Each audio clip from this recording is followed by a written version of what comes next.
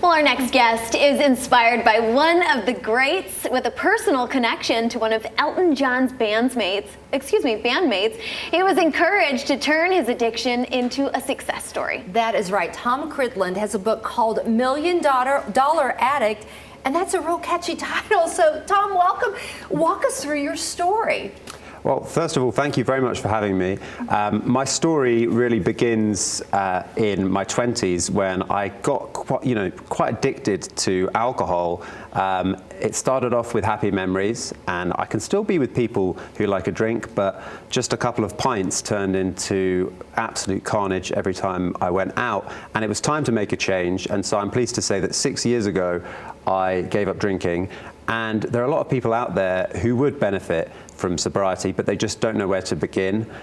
Every facet of my life has improved thanks to giving up alcohol, and particularly professionally, my career has completely transformed itself. And so I wanted to condense all these crazy stories into a book. So that's why I wrote $1 Million Addict, because since giving up alcohol, I have completely changed my life. I've met some of my heroes. I play music around the world for a living. I've got different companies, and I wouldn't have imagined all this stuff was possible. But it's possible for anybody, because I was literally laughed at when I started my businesses, and as many people are. But sobriety's given me that boost of confidence, and I think it could do so for a lot of people out there. It's so awesome. And I know that your story kind of hit a unique note when you started listening to Elton John, who is notable for his sobriety, but it also came when you met the bandmates. So talk about that experience. Yes, so obviously Elton himself is incredibly inspiring, and I love his music, but I think some of the most underappreciated musicians in pop history, obviously there are underappreciated musicians everywhere, but in terms of guys who have been playing arenas and stadiums for over 50 years, who have played on the recordings and live in concert for decades, 6 decades they've been at the top of their game, is the Elton John Band. They deserve an induction to the Rock and Roll Hall of Fame, by the way.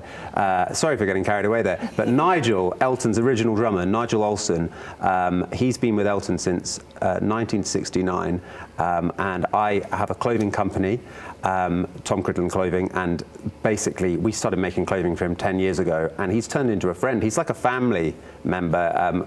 I'm still overjoyed to say that I just got married on October the 14th to my wife Deborah, and Nigel was in attendance and read the famous 1 Corinthians 13 reading about love at the church service, and it was absolutely beautiful. So he's a close personal friend, and so my connection to Elton's music, and Elton and the band's music, I should say, is pretty deep. I've been to see them play a lot of times visiting Nigel, so that's how I know it so well. And I think what's so awesome is now Tom's Elton tribute is touring around the world. You'd mentioned that you've played here in Nashville, and I didn't realize that you just started learning to play the piano during COVID. Yeah. It's amazing to me. It was, well, I'm still not very good, like technically at piano. I just know how to play Elton John songs, and that I back myself to do.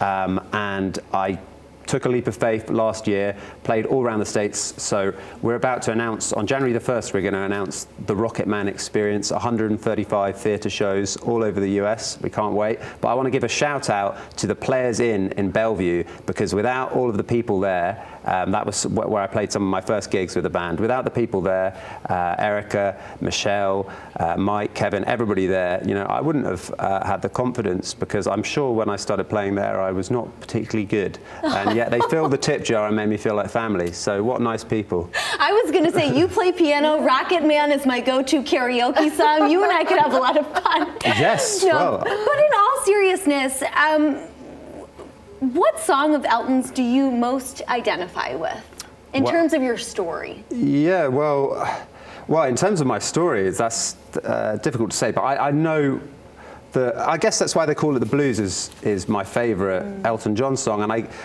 always like to think about my wife Deborah when I listen to that song. I find it a very romantic song, but then the way he plays it, it's not too cheesy, it's not too saccharine. It's still a blues song, but it's just got these wonderful chords, and and you know, the melodies. That's what Elton John does best. It's the melodies that really get to the heart. So yeah, that's probably my favorite. But I also love Rocket Man. I mean, that is timeless. I mean, all of the big songs are timeless. That's why he's still going after 50 or 60 years. Well, I should say retired after the farewell. That was wonderful. That was fantastic. Exactly. I love your inspirational story. Thank you so much for sharing. Can't wait to see you play. Oh, thanks so much for having me. Yes, thank you for joining us. Check out his book. It is sure to be an interesting read. Check out $1 Million Addict by Tom Cridland.